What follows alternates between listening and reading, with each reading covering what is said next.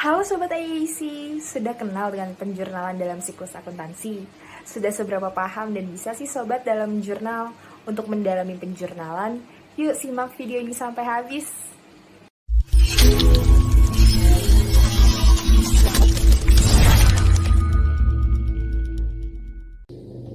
Jurnal dalam akuntansi merupakan proses kedua pada siklus akuntansi setelah akuntan memperoleh bukti transaksi. Kegiatan pada tahap ini disebut juga penjurnalan. Ada 5 jurnal yang harus Sobat ketahui dan pahami. Yang pertama, ada jurnal umum, digunakan untuk mencatat seluruh kegiatan atau aktivitas transaksi keuangan secara kronologis dan terperinci. Kedua, ada jurnal khusus, digunakan untuk mengelompokkan jurnal sesuai dengan bentuk transaksinya, seperti jurnal penjualan, jurnal pembelian, jurnal pengeluaran kas, dan jurnal penerimaan kas. Yang tiga, ada jurnal penyesuaian, digunakan pada akhir periode akuntansi untuk membandingkan jumlah yang dicatat apakah sudah sama dengan periode pengakun yang sama.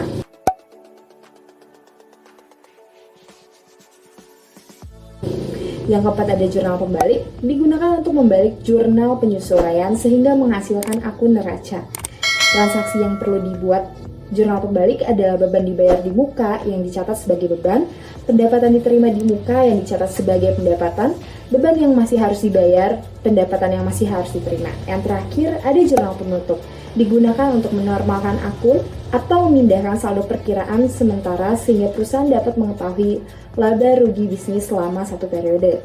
Terdapat 4 akun yang perlu dibuat jurnal penutup, seperti akun pendapatan, beban, rekening privat, dan ikhtisar laba rugi. Pastinya, Sobat mengira dalam menjurnal cukup memasukkan nilai transaksi pada kolom debit dan kreditnya saja. Yang penting, balance. Ternyata, tidak semudah itu loh. Jurnal merupakan bahasa dalam ilmu akuntansi. Artinya, jika Sobat tidak memahami sifat dari transaksi, maka proses penjurnalan Sobat masih belum matang. Secara sederhana, standar penulisan jurnal adalah debit di atas dan kredit di bawah, dengan penulisan kata lebih keluar. Untuk menggambarkan klasifikasi akun apa saja yang bersaldo normal di debit dan di kredit, berikut pengelompokannya.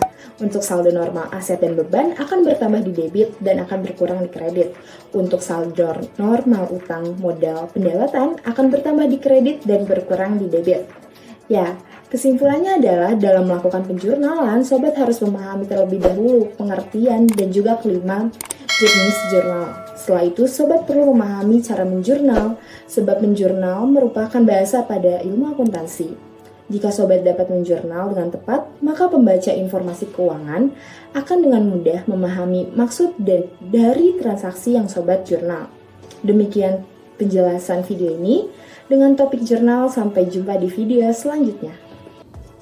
Oh iya, untuk Sobat IAC yang ingin mengembangkan kreativitas dan meningkatkan prestasi, Indonesian Accounting Class sedang menyelenggarakan essay competition dengan tema How Green Accounting Can Have a Positive Impact on the Environment Through Change in Human Behavior as an Attempt to Climate Change.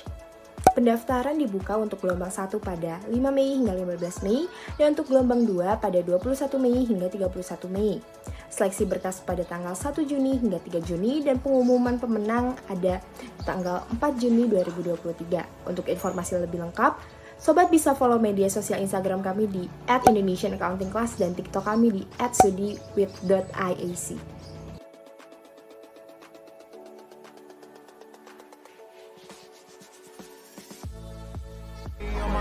I'm an icon, man. And my girl about a 10.